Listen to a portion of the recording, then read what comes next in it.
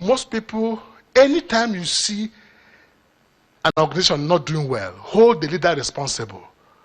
Ladan, if FRCN is not doing well, hold him responsible. If Imo State is not doing well, hold me responsible. That's what is called leadership. A leader is that man who can inspire, encourage, motivate people towards achieving a particular result in a particular manner. That's the leader we've been waiting for, and that's what I want to talk about. Leadership in a change, rather than managing status quo, because leaders are crazy people.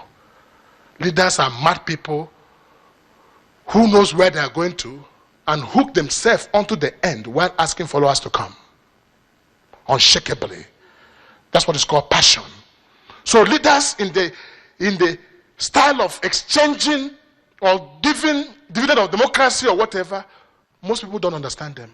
And they have often criticized more than anyone else.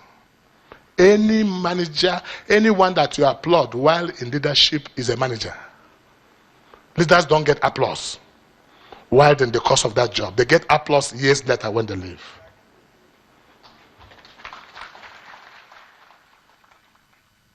When America with President Buhari to see Obama, and we sat there. This reminds me, I have to say this. And President Buhari exchanged pleasantries with President Obama. And I saw the beauty of my nation.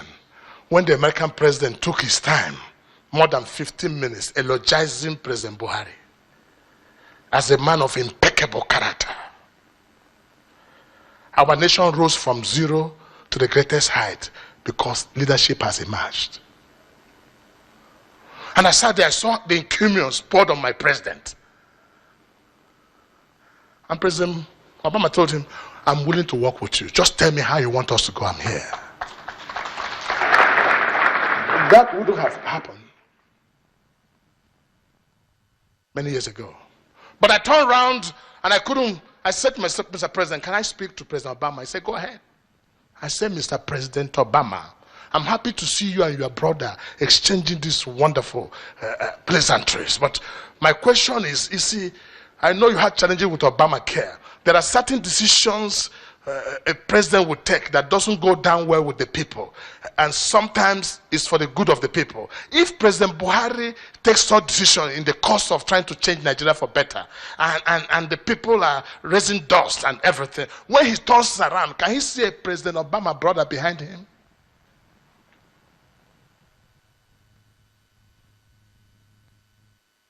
So, leaders are radicals.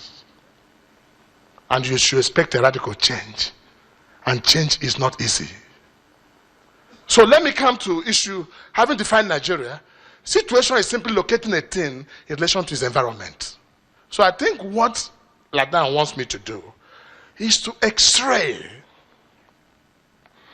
the challenges, if you like, that will face this change mantra under the leadership of President Muhammad Buhari. But let me come.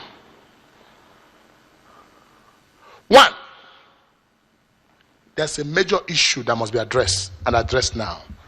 The issue of unity of Federal Republic of Nigeria. And I'm happy Sardauna did mention about Mossab. And I wish he had gone a little further into it. But today, thank God Almighty, that the only force holding Nigeria today is God. Because all qualities or qualifications of nation that has broken, all of them are in Nigeria. And all the characteristics of a broken nation is in Nigeria. Look at what has happened. Insurgents in the northeast. But yet we are together as a nation. Look at the crisis in the south-south. Yet we are together as a nation. Look at our last election when we thought there would be no Nigeria. Yet we came together as a nation. I think God is not done with us yet. You see, have bigger plans for us as a nation. Look at the Syria now, Iraq, Iran, Lebanon. These countries started with us. but they're in deep crisis now than you can think of. Only a few days ago, bombing took place in France. They have more problems than we have in Nigeria. So we must thank God and not take this grace of God for granted.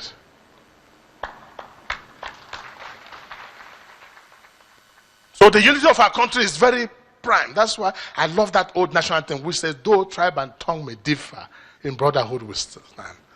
That anthem came out of concern. The person that produced that anthem knew that Nigeria will have that problem.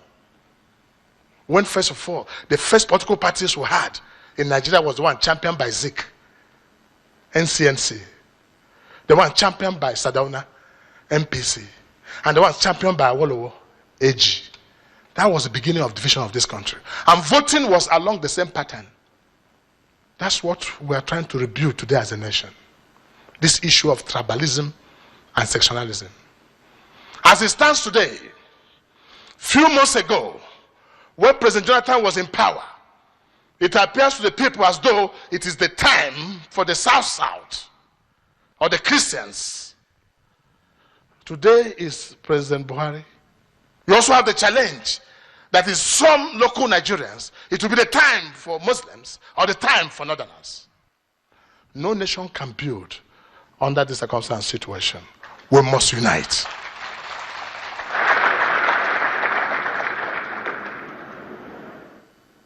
And that was why during the presidential election, I kept my ticket for governor and I troubleshooted as a presidential candidate.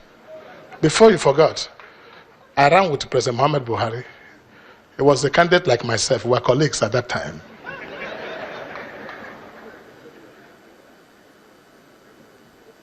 But I did so because I do not believe that Nigerian national offices of power must be on the basis of rotation.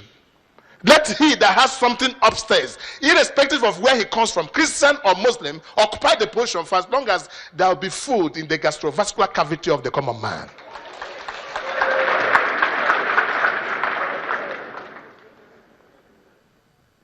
I asked him this question. Does religion speak the language of poverty? Does it know, when hunger comes, does it know any tribe? In fact, sometimes when you want to eat in a restaurant, your brother who is the same religion with you and tribe, who doesn't cook well, you jump him in the night and go to a non-brother, so to say, and eat the proper food. Even when you want to sew your clothes, if the person who tells us well is not your brother, you go for him and leave that to your brother who tells us well. So where does this tribalism come from? And it's been transferred from generation to generation. Our leaders do not help matters. That's why I was talking to Sardauna and I said, Sardauna, you must come to Southeast as chairman of Arewa Consultative Forum. There's no interaction between ACF, Ohaneze, and Afenifere group. These are blocks that need to interact. Even this morning, I said to Mr. President, Mr. President, there's need for the traditional rulers in the north to move down to the southeast and south and stay for 2 weeks. And those in the south and southeast should move down to the north and stay for 2 weeks. We need to unite this country. Uplifting the people, uniting the nation.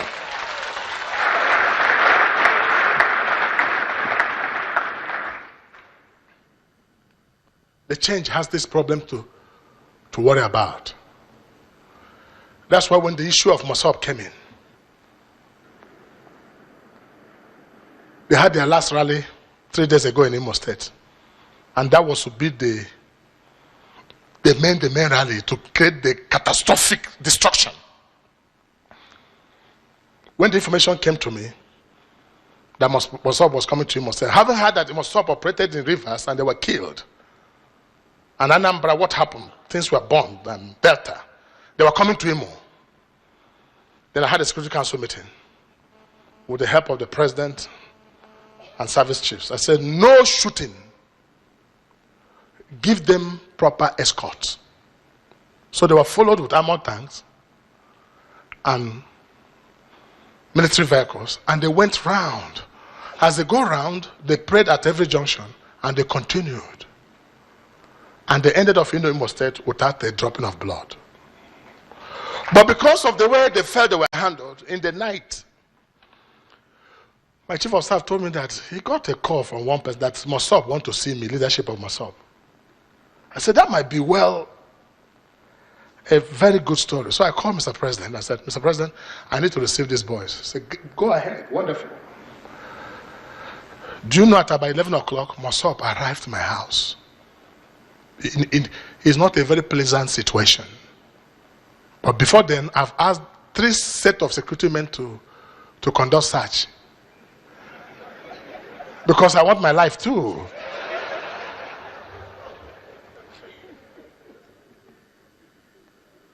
When they came in, my room changed color. And the smell in my room changed.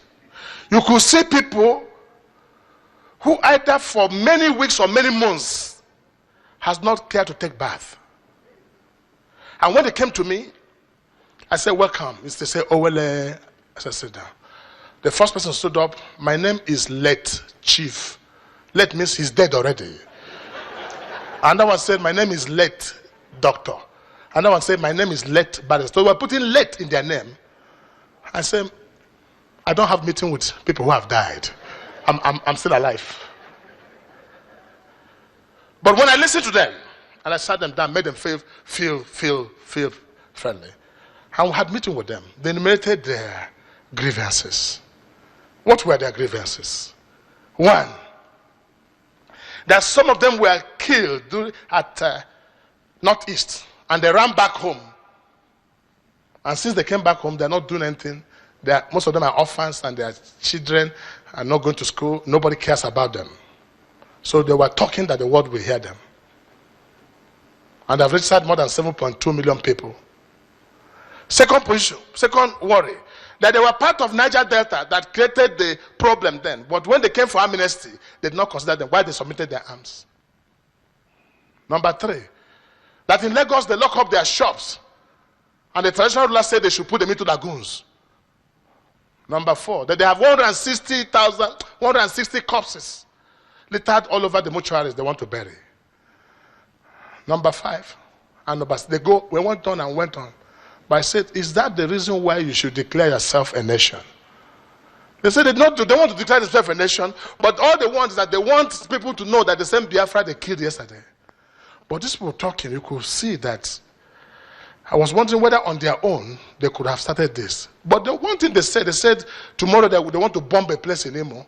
One of their leaders that they said took their money and ran away. It's an ill wind that blows no one any good.